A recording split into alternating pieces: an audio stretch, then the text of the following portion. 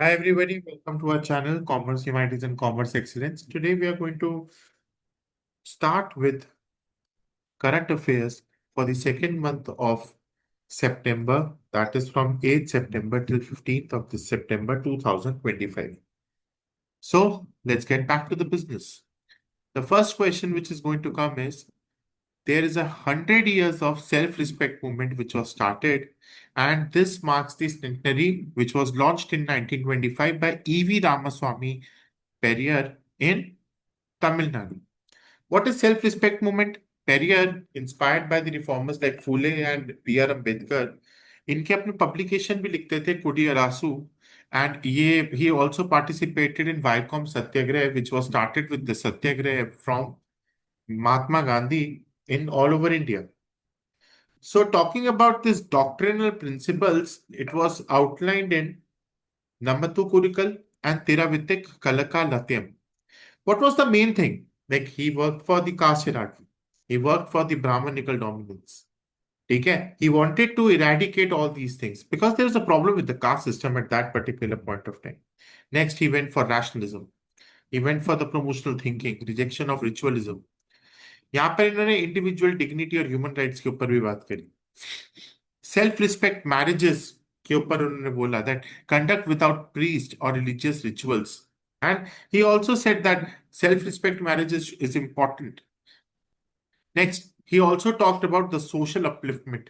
ये देवदासी सिस्टम नहीं चलेगा, कास्ट डिस्क्रिमिनेशन नहीं चलेगा, ये विडो की तो रीमैरिज को रोकना गलत है. सो इसीलिए उन्होंने बोला कि we need the promotion of gender equality and social justice. He went for the women's participation, जैसे कि leaders like Annai Minnambalam. And he also went for the self respect provincial conference. ठीक है. And he also instilled the self-dignity and political awareness among the marginalized groups. Mr. Perrier has done so many movements for the self-respect of the people. So E.V. Ramaswamy is something which is very important. The second news is WMO, World Meteorological Organization. इन्होंने अपनी annual air quality और climate bulletins निकाले. ठीक है. इनका बस अभी जो हमारे यहाँ पर विंटर फॉग शुरू होने वाला है ना नॉर्थ इंडिया में, उसके लिए PM 2.5 ट्रेंड्स को उन्होंने चेक करा है कि कौन कौन से इसकी वजह से, कितने धुएं की वजह से कितने लोग मर जाते हैं, खांसते रहते हैं पूरे दिन. ठीक है. यहां पर there is a decline in North America, Europe and East Asia due to strict regulations. अगर मैं साउथ एशिया की बात करूं तो यहां पर अभी भी बहुत हाई है. क्यों? क्योंकि वाइल्ड फायर और इंडस्ट्रीज अभी भी यहाँ पे चल रही है. ठीक है. शिपिंग एमिशंस एक बहुत बड़ा इशू है यहाँ पर. ठीक है. अभी भी चल रही है, बेटर हो रही है क्वालिटी, बट इतना अच्छा सा नहीं. अब इन्होंने क्या करा है, they have also reduce the sulphate aerosols. ठीक है. जिसकी वजह से ग्लोबल वार्मिंग होता था. एयर क्वालिटी और क्लाइमेट को बार बार चेक करना. एयर पोल्यूटेंट्स और ग्रीन हाउस गैसेस के बीच में ऐसे रिलेशंस बनाना कि कोई भी हमारे पास जैसे डार्क एरोसोल्स हैं, ये अब्सॉर्ब सनलाइट करते हैं, ग्लोबल वार्मिंग क्रिएट करते हैं, और ब्राइट एरोसोल्स हैं वो रिफ्लेक्ट करते हैं सनलाइट को, जिससे हम कूलिंग करते हैं. इंडिया में इसका बहुत ही बड़ा इशू है. इंडो गैंजेटिक प्लेन्स में फॉग की वजह से आपके PM 2.5 के ऊपर प्रॉब्लम आता है. इसीलिए दिल्ली सीएम ने भी बोला था कि उस टाइम पे गाड़ियां वगैरह बैन कर देंगे, बाकी engine. Urbanization, brick kilns and ammonium intensify intense smog. ठीक है. हमारे पास फॉग एपिसोड्स भी बहुत जबरदस्त है. WMO की बात करें तो हमारे पास स्पेशलाइज्ड एजेंसी है and which was established in 1950. इसका हेडक्वार्टर कहां पर है? जिनीवा. और यहाँ पे कितने मेंबर्स हैं? 187 स्टेट्स हैं प्लस 6 यूनियन टेरिटरी आते.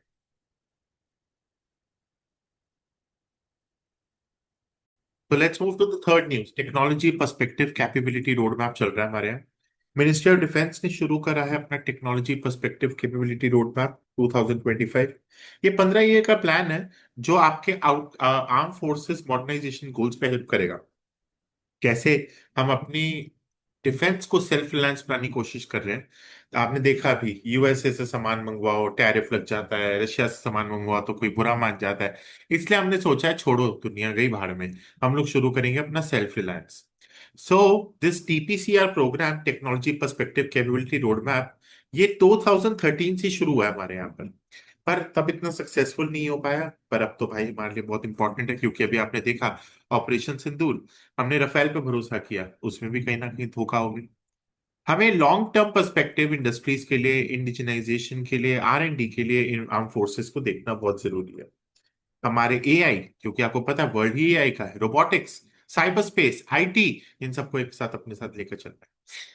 आर्टिफिशियल और डेटा, ये तो हमारे लिए बहुत इंपॉर्टेंट है।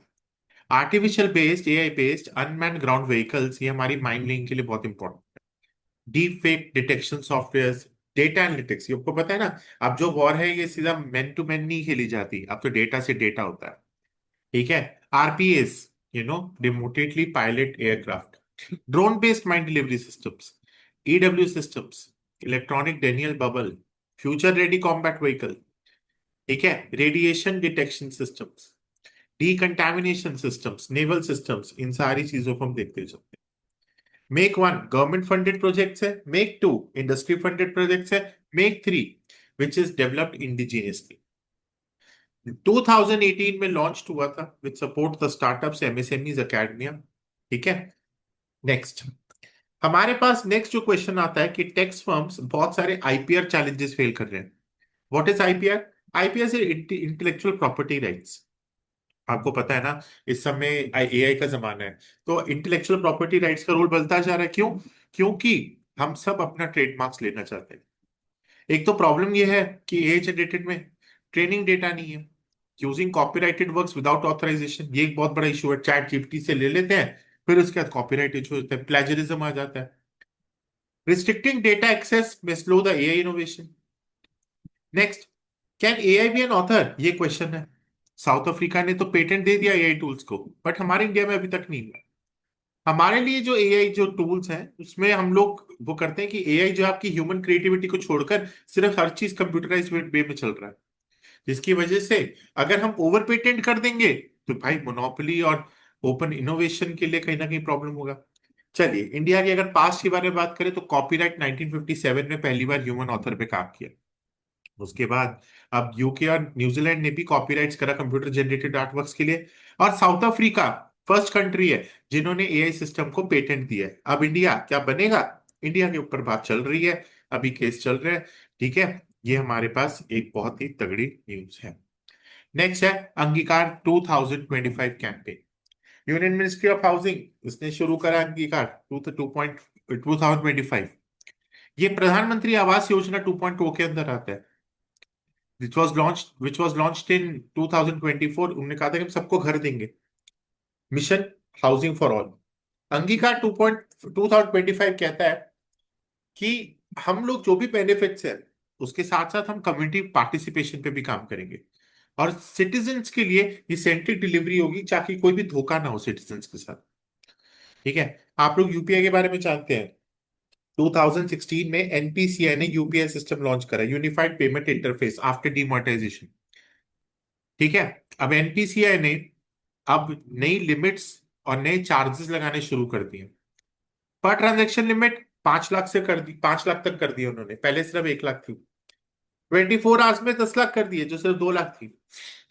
पर्सन टू मर्चेंट ट्रांजेक्शन भी शुरू हो चुकी है, और पर्सन टू पर्सन ट्रांजेक्शन अभी नहीं बढ़ रही है, 1 लाख से 1 लाख ही रही है। बिजनेस में बढ़ चुकी है, पर पर्सन टू पर्सन वही है। Now we are moving to the next part, Swift Messaging Network and ISO 2222 adoption। Indian banks ने ये शुरू करा है ISO, which is standard for financial information. ठीक है। इसमें ज्यादा क्वेश्चंस नहीं आते। ये आपके डेटा को स्ट्रक्चर करने के लिए और आपकी इनोवेशन, रियल टाइम पेमेंट्स और फ्रॉड डिटेक्शन के लिए बहुत इंपॉर्टेंट है। स्विफ्ट क्या होता है, ये बहुत इंपॉर्टेंट है। Swift mean society for world wide inter bank financial telecommunication. ये 1973 में शुरू करा bye 239 banks from 15 countries.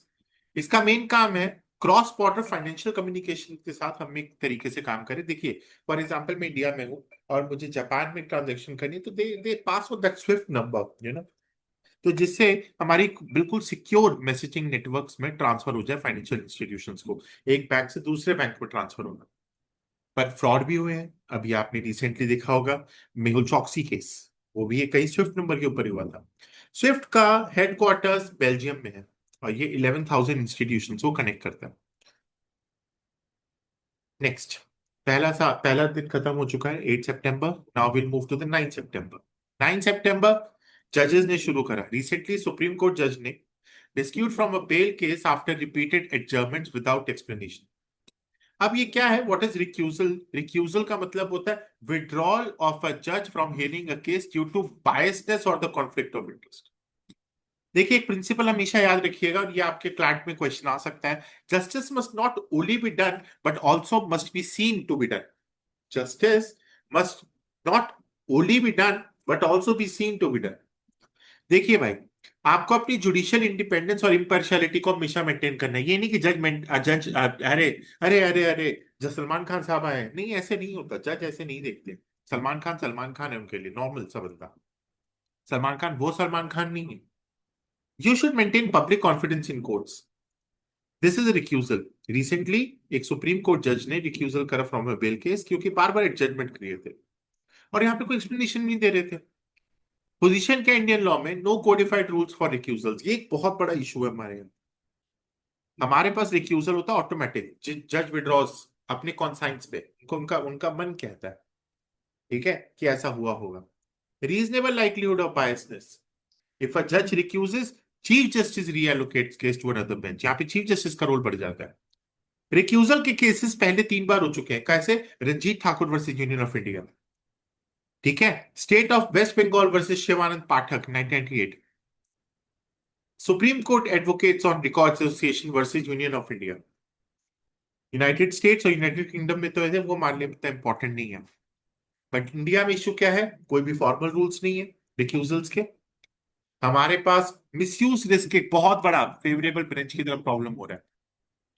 There is a delay which is creating a problem. हमें पब्लिक डिस्ट्रस्ट को देखना बहुत जरूरी है। लैक ऑफ ट्रांसपेरेंसी ये बायसनेस और एक्सटर्नल प्रेशर्स में क्रिएट कर रहा है। हमेशा हमारी रिकमेंडेशन क्या रहेगा? आप अपने रूल्स को कोडिफाई करिए लॉस के थ्रू।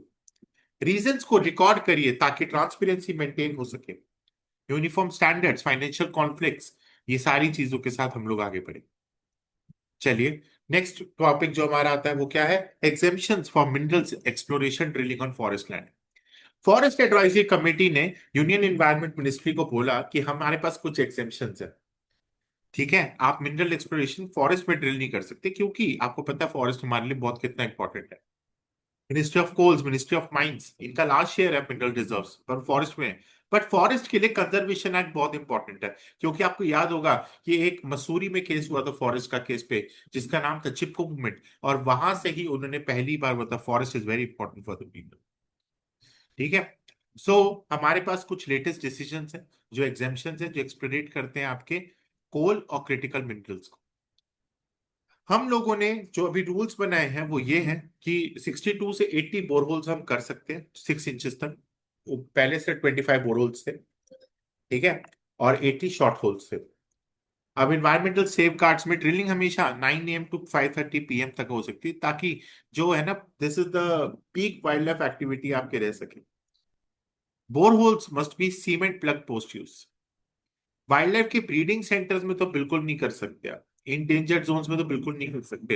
हाई बायोडाइवर्सिटी नीड्स पे आपको ध्यान रखना बहुत जरूरी है। क्रिटिकल मिनरल सिक्योरिटी में आपके पास जहाँ पे लिथियम है, कोबाल्ट है, निकल है, ये हमारे लिए ग्रीन एनर्जी के लिए बहुत इंपॉर्टेंट है, तो उसमें भी नहीं कर सकते।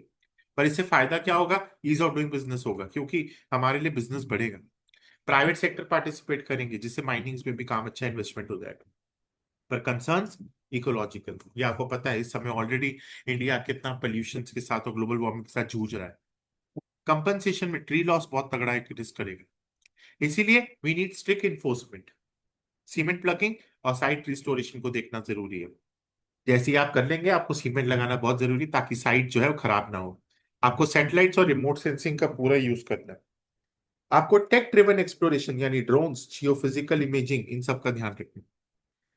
और कंपनसेटरी मेजर्स में भी आपको लेकर चलना है ताकि लॉन्ग टर्म इकोलॉजिकल मॉनिटरिंग भी होती रहे। यहां तक पढ़े please. Now moving to the next part. We are promoting schemes to promote critical minerals recycling in India. What are critical minerals? Critical minerals हमारे इकोनॉमिक ग्रोथ के लिए और क्लीन एनर्जी ट्रांजिशन के लिए बहुत इंपॉर्टेंट और नेशनल सिक्योरिटी के लिए बहुत इंपॉर्टेंट मिनरल्स हैं. We all know what we are going through. We are moving in a very bad state right now. And during this bad state, we need global availability at all time. Mineral mission और global dependence on imports ये हमारे लिए बहुत ज्यादा important है. इसीलिए हमारे पास कुछ क्रिटिकल मिनरल्स हैं जिसमें से ये सब आते हैं एनर्जी ट्रांजिशन में. इलेक्ट्रॉनिक्स में लिथियम, आजकल लिथियम बैटरी का तो बहुत ईवी बैटरी में यूज होता है. Cobalt, nickel, rare earth elements, graphite, gallium, indium. Defence के लिए टाइटेनियम, टंगस्टन, बेरिलियम. और फर्टिलाइजर्स के लिए फास्फोरस और पोटैश. और कुछ हमारे पास और भी है, सिलिकॉन, कैडमियम, स्ट्रोंटियम, जिरकोनियम. ये याद करने की जरूरत नहीं है, बट ये सारे के सारे हमारे लिए क्रिटिकल मिनरल्स के अंदर आते हैं. अगर मैं बात करूं तो ईवी बैटरी के लिए लिथियम, निकल और कोबाल्ट, वेनेडियम, सेलेनियम और कैडमियम सोलर पैनल्स में यूज होते हैं. और जो हमारे पास रेयर अर्थ एलिमेंट है, that is used in wind energy. Advance manufacturing के लिए, डिफेंस के लिए, एरोस्पेस के लिए और अलॉयज के लिए टंगस्टन और टाइटेनियम बहुत इंपॉर्टेंट है. तो इन 6 सालों में हम लोगों ने यही देखा है कि हमारे पास रिसाइकलिंग करना, लिथियम आयन बैटरी को, स्क्रैप को यूज करना, और ये जितनी भी रिसाइकलिंग में बैटरीज हैं इनके साथ आगे बढ़ना. फाइनेंशियल सपोर्ट में we have invested 1500 crore rupees. हम लोग सब्सिडीज भी दे रहे हैं उन लोगों को जो इस पे काम कर रहे हैं, ताकि हमारे को अच्छी रिसर्च मिल सके. वेस्ट वॉल्यूम्स पे, ईवी बैटरीज पे we are working on a very high note. हमारे पास टेक्नोलॉजिकल गैप्स भी है, इन्वायरमेंटल रिस्क भी है जिनका ध्यान रखना जरूरी है. रेगुलेटरी बॉटलनेक्स और इंफ्रास्ट्रक्चर डेफिशिट, ये सारे चैलेंजेस हैं जिसको दूर करके हमें स्कीम को आगे पहुंचाना. Next question. हमारे पास under utilise renewable energy potential है हिंदू कुश में. आपको पता है हवाएं कितनी तेज है. International centre for integrated mountain development ने अपनी रिलीज करी है रिपोर्ट. कहां पर? बैंकॉक में, Asia Pacific clean energy week में, जिसमें बताया गया कि रिन्यूएबल एनर्जी को हम यूज नहीं कर रहे हैं. हिंदू कुश हिमालयन रीजन में 3500 किलोमीटर के तहत Afghanistan, Bangladesh, Bhutan, China, India, Myanmar, यहाँ पर 10 मेजर एशियन रिवर्स जिसको हम यांगसे, मेकोंग, ब्रह्मपुत्र, येलो रिवर कहते हैं, इनका बहुत ही इंपॉर्टेंट रोल है. ये वाटर इकोसिस्टम लाइवलीहुड देती हैं. ठीक है. इस एरिया में अगर हम हिंदू कुश के अंदर आते हैं तो इस रिपोर्ट ने क्या बताया कि क्लीन एनर्जी कंट्रीब्यूशन में टोटल एनर्जी सप्लाई हमारी 6.1% बनती है. यहाँ पर फॉसिल फ्यूल्स का बहुत ही तगड़ा यूज है क्योंकि इस एरियाज में हमें बहुत सारे फॉसिल फ्यूल्स होते हैं. भूटान और Nepal generate 100% electricity from renewables. But Bangladesh, India and Pakistan, इनका इतना फॉसिल फ्यूल्स की तरफ रोल कम है. म्यांमार का इनमें से सबसे कम है. Total potential 882 gigawatts. अभी तक सिर्फ 49% ही हम एक्सप्लॉइट कर पाए हाइड्रो पावर. सोलर और विंड पोटेंशियल भी यहाँ पर बहुत इंपॉर्टेंट है टेरावाट्स में, बट हम सिर्फ कितना कर पाए? 1.7 टेरावाट्स. रूरल डिपेंडेंस नेपाल में और म्यांमार में तो बहुत है, और उसी के ही वजह से यहाँ पर थोड़ी सी चीजें चल रही हैं. क्लाइमेट चेंज का रिस्क भी होता जा रहा है. प्रॉब्लम ये है, ग्लेशियल मेल्ट्स, अर्थक्वेक्स. नेपाल में तो कभी भी अर्थक्वेक. ठीक है. लेक आउटबर्स्ट, फ्लड्स, ये सारी की सारी नीड्स जिसका ध्यान रखना जरूरी है. Next, there is a barrier to renewable energy growth. High capital cost, limited public funding, low private investments, weak और आउटडेटेड रेगुलेटरी फ्रेमवर्क्स है. सबसे ज्यादा हमारे को इंपॉर्टेंट क्या है? Regional cooperation. सार्क समिट बहुत टाइम से नहीं हुई है. लास्ट 2016-17 के बाद से कभी तक नहीं हुई है. बिम्स्टेक यानी बे ऑफ बंगाल इनिशिएटिव, ये सारी चीजों में इंडिया चाइना को अपने साथ एक अच्छा रोल लेकर एक पूरा इस एरिया को कवर करना चाहिए. फ्लड्स पंजाब में बहुत ही तगड़ी न्यूज है ये. Punjab is experiencing its worst floods in decades. बहुत बुरी हालत है यहाँ पर. 1902 विलेजेस सबमर्ज हो चुके हैं. 3 lakh people got affected. Punjab province in Pakistan has also witnessed parallel devastations. अगर मैं बात करूं एनडीएमए में, recurrent disaster which is caused by heavy rainfall, poor drainage एक बहुत बड़ा इशू है. वर्ल्ड मेट्रोलॉजिकल ऑर्गेनाइजेशन ने क्या बोला था? Floods are the deadliest natural hazards. India के फ्लड प्रोफाइल के हिसाब से इंडिया के पास 40 मिलियन हेक्टेयर लैंड है जो फ्लड प्रोन एरिया में आता है, और एनुअली 75 लाख हेक्टेयर तो होता ही होता है. 5 साल में तो एक बार फ्लड्स आती ही है, मानसून रेंज की वजह से, साइक्लोन की वजह से। आपको पता है इस साल जो है वैसे भी बारिश ज्यादा हुई है, इसको हम बोलते हैं ला नीना फेज। ज्योग्राफी की अगर बात करें तो रवि, ब्यास और सतलुज इंडिया में आती है, बाकी पाकिस्तान में जाती है, जिनका पानी भी रोका हुआ है। हमारे पास हेवी रेनफॉल हुआ हिमाचल प्रदेश और जम्मू एंड कश्मीर में। दूसरी बंस यानी earth embankments, Bhakra, Pong, Beas which was managed by BBMP, Thane Dam managed by Punjab. Problems was sudden rising during extreme rainfall. Poor coordination between the dam and the barrage authorities. Human factors बहुत बड़े issue है। पानी एक time के बाद छोड़ना ही होता है, पर कोई छोड़ता नहीं है। सडन वाटर रिलीज जब छोड़ेंगे तो पूरा सडन एकदम छोड़ देंगे। Weak bunds, damage by legal sand mining. Impact क्या है? लॉस ऑफ लाइफ होता है, डिस्प्लेसमेंट होता है, क्रॉप लॉस होता है, लाइफ स्टॉक डेथ। कितने लोग तो कितने कितने जानवर मर गए, कितने लोग मर गए, फूड की इनसिक्योरिटी होगी, कितना खाना लॉस हो गया। इंफ्रास्ट्रक्चर, आप इंस्टाग्राम पे और यूट्यूब पे जाके व्लॉग्स देख सकते हैं, कितना बुरा हाल हुआ। पूरे का पूरा घड़े भर गए हैं, लोगों के घर भर गए हैं, और यहाँ तक कि हमारी दिल्ली में भी पूरे यमुना के आसपास का वाटर लॉगिंग हो गया। रिवर बैंक में इरोजन, सेडिमेंट एक्यूमुलेशन, मिट्टी में घड़ा भर चुका है। वेटलैंड और बायोडायवर्सिटी का लॉस एक बहुत बड़ा इशू है। इसीलिए हमारे पास कुछ लीगल फ्रेमवर्क थे जिस पे काम किया गया। एक है environmental protection act, water act 1974, forest act 1980, high level committee on floods. ये सारी के सारी चीजें हैं, यानी एनडीए में फ्लड लाइन्स में भी अगर हमारे पास देखेंगे तो ये सारी चीजें डेवलपमेंट मैनेजरियल अथॉरिटी ने मिलकर एक ड्रेनेज इंप्रूवमेंट्स, इम्पैंकमेंट्स और रिजर्वॉयर्स की बात करी है। फ्लड, हाँ हाँ, पहले से तो बहुत इंप्रूवमेंट नहीं, तो पहले तो लोगों के घर बढ़ जाते थे। फ्लड फोरकास्टिंग के ऊपर आपको आईएमडी को थोड़ा सा और ज्यादा काम करना पड़ेगा। ठीक है, ये है हमारे वे फॉरवर्ड जो आप रीड कर सकते हैं।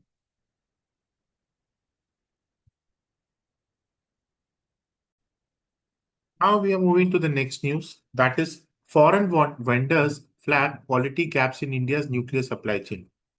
Government is working on two major legal amendments to encourage the participation of private and foreign players in the nuclear sector. So foreign vendors का क्या है कि सप्लायर्स का क्वालिटी का एक बहुत बड़ा इशू है। ठीक है, क्वालिटी गैप एक बहुत बड़ा इशू है। हमें स्टैंडर्डाइजेशन की, न्यूक्लियर सप्लाई चेन की स्टैंडर्डाइजेशन की जरूरत है। आपने देखा होगा न्यूक्लियर के कितने प्रोलिफरेशन ट्रीटी हमारे इंडिया में हो नहीं रखी है। तो डेटा की थ्रेफ्ट और बाकी सब चीजों के लिए भी देखा जाए तो हम लोगों ने ढंग से काम नहीं करा हुआ, रिएक्टर्स की प्रॉब्लम। तो न्यूक्लियर इंफ्रास्ट्रक्चर की हमें जरूरत इसी वजह से ही है कि हम एक ऑपरेशनल स्ट्रेंथ कर सकें, एक ऑपरेशनल वर्क कर सकें, जो हमारे लिए कहीं ना कहीं इंपॉर्टेंट है। हमारे पास एक सबसे बड़ा इंपॉर्टेंट गैप, टेक्नोलॉजी बहुत बेकार है।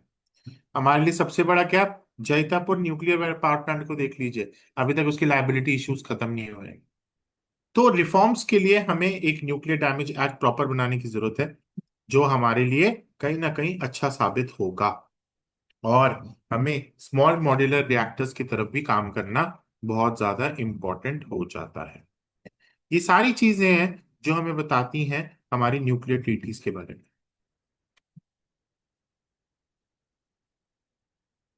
ठीक है, next, technology perspective and capability road map. The ministry of defence ने अभी एक टेक्नोलॉजी पर्सपेक्टिव और कैपेबिलिटी, ठीक है, रोड मैप बनाया है कि इंडिया के डिफेंस को, ये अभी हम कर चुके हैं ऊपर, सॉरी ये दोबारा रिपीट हो गया। Next, renaming of US department, renaming of US department of defence का काम हो गया। इसका नाम द डिपार्टमेंट ऑफ वॉर बन गया। क्या नाम हो गया? Department of war.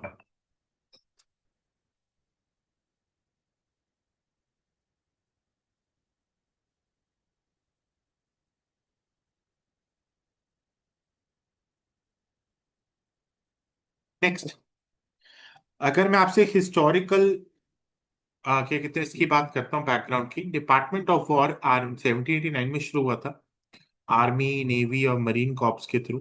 और हैरी ट्रूमैन ने इसका नेशनल मिलिट्री एस्टैब्लिशमेंट शुरू किया था। नेगेटिव अगर कॉनोटेशंस की बात करें तो इसका नाम डिपार्टमेंटल ऑफ डिफेंस 1949 में रखा गया। इसका नाम इंपॉर्टेंट क्यों है? इसका इंपॉर्टेंट जो है वो रखा इसलिए गया है क्योंकि यहाँ पे ट्रम्प की अपील है कि हम हार्ड पावर की तरफ जाएंगे, वॉर करना पड़ेगा तो करेंगे। वैसे तो कोई भी स्टेट नहीं चाहता वॉर करना, बट यहाँ पर इस सिचुएशन में ही सेड कि अगर हमें जरूरत पड़ी तो हम वॉर करने को तैयार हैं। यहाँ पर they are also looking for offensive military postures, और ये यूएस का मैसेज है नेटो के लिए भी, इंडो पैसिफिक अलायंसेस के लिए भी।